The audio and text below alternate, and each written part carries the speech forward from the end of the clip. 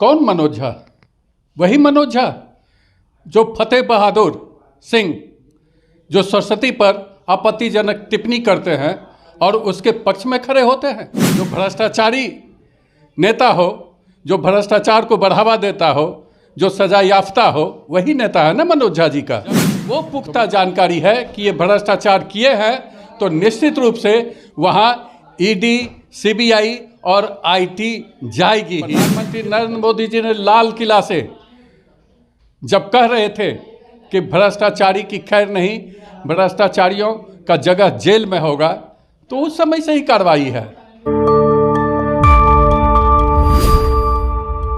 22 जनवरी को अयोध्या में रामलला की प्राण प्रतिष्ठा होनी है, लेकिन उससे पहले जो सियासत है वो पूरी तरह से गरमाई हुई है। ऐसे में आरजेडी सांसद मनोज झा ने एक बड़ा दावा ठोका है। उन्होंने पुख्ता जानकारी के साथ ये दावा किया है कि 22 जनवरी तक बीजेपी ईडी सीबीआई को लेकर हाइपर एक्टिव करेगी और सबसे जो इंडिया गठबंधन के नेता हैं उस पर एक्शन में रहेगी और सबसे ज़्यादा तेजस्वी यादव और लालू यादव पर निशाने पड़ेंगे। हमारे साथ बात करने के लिए बीजेपी के प्रदेश प्रवक्ता डॉक्टर रामसागर सिंह हैं। क्या कहेंगे? अब आप लोग पर आरोप लगाया जा रहा है कि आप लोग ईडी सीबीआई को एक्टिव करेंगे। कौन मनोज झा? वही मनोज झा जो फतेह बहादुर सिंह जो सरस्वती पर आपत्तिजनक टिप्पणी करते हैं और उसके पक्ष में खड़े होते हैं। वो फतेह बहादुर सिंह जो दुर्गा पर आपत्तिजनक टिप्पणी करते हैं और उसके पक्ष में खड़े होते हैं मनोज झा। उस मनोज झा की बात कर रहे हैं। कहाँ राम से कब प्रेम हुआ? अरे लालू जी को तो मेरे दिल में बसते हैं वो। दिल में अगर बसते तो मनोज झा जी के नेता कौन है? लालू यादव ना। राम रथ यात्रा जब निकला था राम मंदिर निर्माण के लिए, तो रथ को रोका किसने था? वही लालू ना, जो इनके नेता हैं। जो भ्रष्टाचारी नेता हो, जो भ्रष्टाचार को बढ़ावा देता हो, जो सजा याफ्ता हो, वही नेता है ना मनोज झा जी का।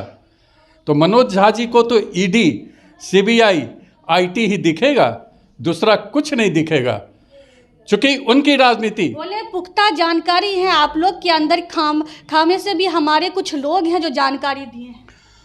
उनको कहीं से कुछ पता, उनको सिर्फ यही पता है कि ये भ्रष्टाचार किए हैं, इसका पुख्ता जानकारी है। तेजस्वी यादव के भ्रष्टाचार की भी पुख्ता जानकारी होगी, लालू यादव के भ्रष्टाचार की भी पुख्ता जानकारी होगी, पूरे परिवार के भ्रष्टाचार की पुख्ता जानकारी होगी। जब वो पुख्ता जानकारी है कि ये भ्रष्टाचार किए हैं तो निश्चित रूप से वहाँ ईडी, सीबीआई और आईटी जाएगी ही। ये तो कोई भी व्यक्ति कह सकता है। अच्छा, ऐसा क्यों होता है कि जब चुनाव का समय आता है या कोई बड़ा मुद्दा होता है तभी ईडी सीबीआई एक्टिव होती है? इससे पहले इतने साल क्यों सोई रहती है, ये बताइए।